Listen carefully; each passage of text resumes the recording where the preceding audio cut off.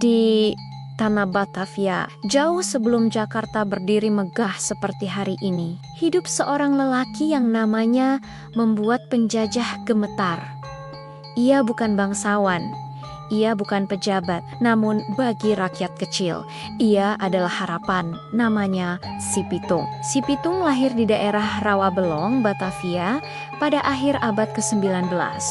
Ia berasal dari keluarga sederhana Betawi yang religius. Sejak kecil, Pitung dikenal cerdas dan kuat.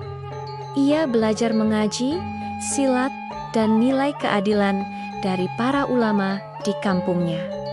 Namun, masa itu bukan masa yang mudah. Rakyat hidup dalam tekanan penjajahan. Pajak tinggi, penindasan, dan ketidakadilan menjadi pemandangan sehari-hari. Dan di tengah keadaan itu, Pitung memilih jalan yang berbeda. Bersama beberapa sahabatnya, Pitung mulai melakukan aksi berani. Ia merampok para tuan tanah kaya dan kaki tangan penjajah.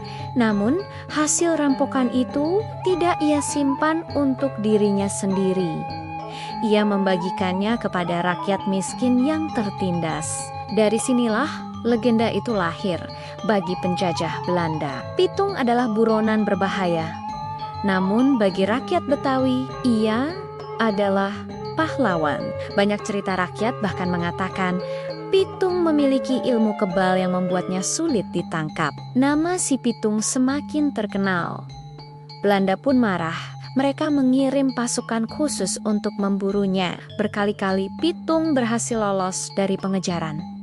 Ia mengenal setiap sudut kampung, setiap jalan kecil, dan setiap tempat persembunyian. Namun, akhirnya pengkhianatan dan strategi licik membuat Belanda menemukan kelemahannya. Dalam sebuah penyergapan, Si Pitung akhirnya ditembak oleh pasukan Belanda. Namun kematiannya tidak pernah mematikan ceritanya hingga hari ini. Nama Si Pitung masih hidup dalam cerita rakyat Betawi.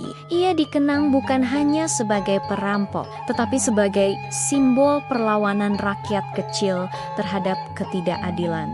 Karena terkadang seorang legenda lahir bukan dari kekuasaan, tetapi dari keberanian melawan penindasan. Terima kasih telah menonton. Jangan lupa untuk like, komen, dan subscribe.